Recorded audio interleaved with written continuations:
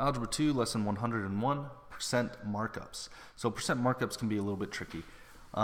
If you understand a little bit about selling products or buying things, you can understand percent markup. A lot of times people will use the term buying wholesale or commission, but another common term is markup. And the way that works is, say you go to buy a bicycle from the store, right? And you spend $120 on this bicycle, right? So you paid $120.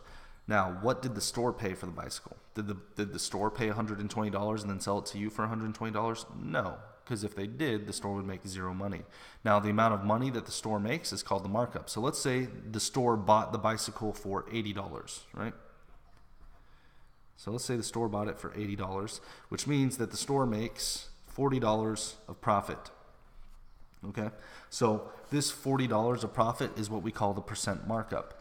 So the actual cost of the bike was $80. They sold it to you for $120. They made $40. So what percent did they raise the price to sell it to you? So to do that, we would have to take this difference between the selling price and the store's price, this being the percent, the markup, the value of the percent markup, and then we would have to put it in an equation kind of like this, where 40 over 80 would equal percent over 100, right? 80 being 100% of the cost. So if we cross multiply here, we would get 80x equals 4,000. Divide each side by 80. And then let's see here, 8 goes into 450 times? Yeah, 50 times. So 50%. So the markup was 50%, and you can see that here. $40 is 50% of 80, so they marked up the cost by 50%.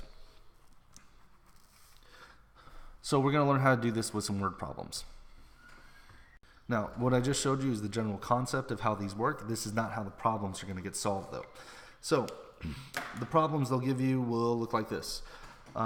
They say that actually, it might be useful to use our calculator on this. I don't know. We'll see. I'll have it on standby.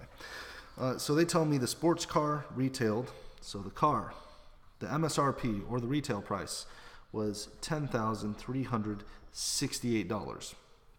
And they want to know what the purchase price was if the car had been marked up 8% of the purchase price. So whereas here I gave you all the dollar amounts, they're only going to give you the percent. So the car cost $10,000. They marked it up 8%. So 8% markup.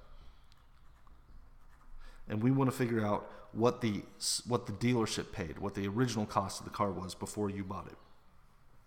So the way we're going to do this is we'll take the selling price, which is $10,368, and we're going to set that equal to the purchase price, so price of purchase, plus the markup cost. And the markup cost is really simple. It's just going to be the percent of markup times the percent of purchase. So it'll be 0.08 times percent of purchase. Okay, now on this one, these equations, you want to keep them in decimal form, or else you might make mistakes between dollars and cents. So that can get a little bit tricky. So just go ahead and use the decimal form of the percent for these. But this is the general equation you're going to follow. And you'll see this equation would have fit for this. We could have taken 120, and that would equal the original cost of 80 plus 0.5 times 80. Right? So 0.5 or 50% times 80 would give us 40. That is equal to 40. 80 plus 40 equals 120, right? So this is the equation. This is how it works, and we're going to use it now on this car. So car cost, you pay $10,368 for the car. The original cost is unknown, but we do know how much they marked it up. They marked it up by 8%. So using this formula, we can still solve for the original cost of the car. All we have to do here is add like terms. So 1 plus 0.08 is going to give us 1.08 times the purchase price, and that will equal $10,368. Now this is where I'm going to go ahead and use my calculator. I have to divide both sides by 1.08.